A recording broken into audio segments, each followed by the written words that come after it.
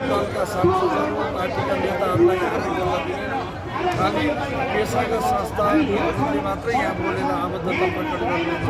विद्यार्थीका संस्थाहरू, पेसागत अन्य पेसागत संस्थाहरू र अन्तर्राष्ट्रिय सङ्घ सङ्गठनहरूले बोल्नु भएको छ। बाँकी राजनैतिक व्यक्तित्वहरू आउनुहुन्छ, हामीलाई एकबद्धता प्रकट गर्नुहुन्छ, हामी उहाँहरूलाई आभार प्रकट गर्छौँ, फर्केर जानुहुन्छ।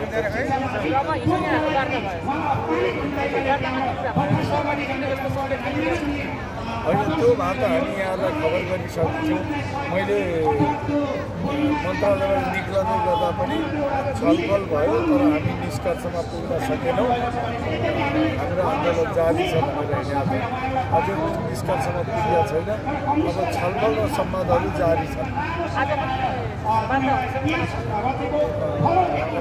अहिले भन्न सकिँदैन, यो आन्दोलनभरि त हामी कहीँ जाँदैन। वार्तामा आन्दोलन सकिएपछि छलफल बैठकहरू हुन सक्छ।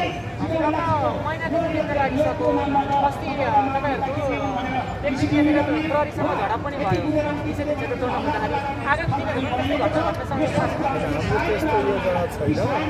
अब महिना दिनभरि साथीहरू आन्दोलन लामो भयो भन्नुहुन्छ।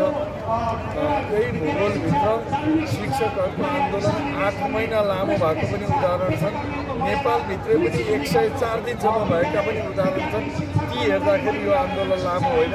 हामी चाहिँ पहिलोचोटि अलिकति लामो समयको आन्दोलनमा भएको हुनाले हामी लामो लागेको। अब तपाईँहरूले चाहिँ यो हामी दिशाको बाटोतर्फ छैन भन्दै गर्दाखेरि अस्ति पत्रकार जो माथि घाइते हुनुभयो, उहाँले आफैले भन्नुभएको थियो शिक्षकहरूले हामीलाई चाहिँ भोलि यहाँनिर हामी डिसिप्लिन क्षेत्र तोड्छौँ, त्यही हुनाले तपाईँ समयमै आउनु भनेर उहाँकै मुखबाट होइन। त्यो उहाँले कसलाई भन्नुभयो? महासङ्घका आधिकारिक मान्छेहरूले संरचनाले निर्णय गरेर त्यस्तो भएको छैन। ठुलो भरमा कहिलेकाहीँ यताउता व्यक्तिले व्यक्तिगत निर्णय लिएर केही कामहरू गर्न सक्दछन्, तर यो केन्द्रीय नेतृत्व मार्फत चलेको आन्दोलन हुनाले एकल र मनोगत निर्णय लिने अधिकार कसैलाई छैन र महासङ्घले त्यस्तो खालको निर्णय गरेका छैन। त्यो दिन पनि हेलमेट लगाएका 4-5 जना भिजिलेन्टीहरू पसिसकेपछि त्यहाँ ढुङ्गामुढा भयो।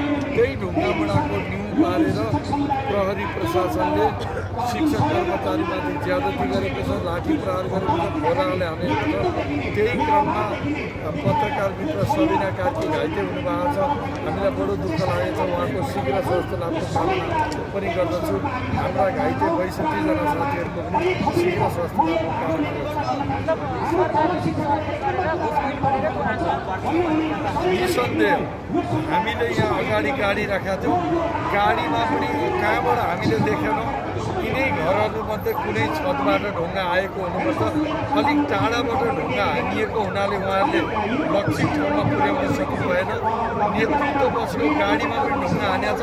गाडी छेउमा उभिएको बाघको एउटा साथीको टाउकोमा चोट लागेको छ। त्यसैले त्यो दिनको घटना सुनियोजित भन्ने कुरा निस्किन्छ।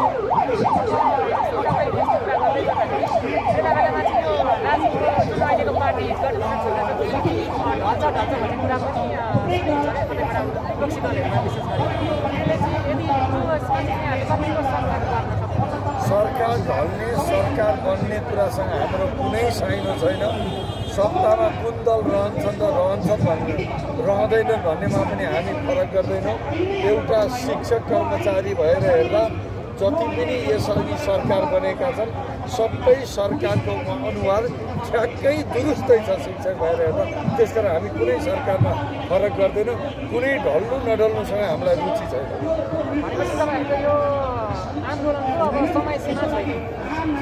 समय सीमा त छ। समय सीमा कति छ भने ऐन जारी हुने अवधिले हामीले समय सीमा मानेका छौँ। त्यो समय सीमा कति हो चाहिँ सम्माननीय प्रधानमन्त्री र सम्माननीय सभामुखलाई सोधिदिनु होला।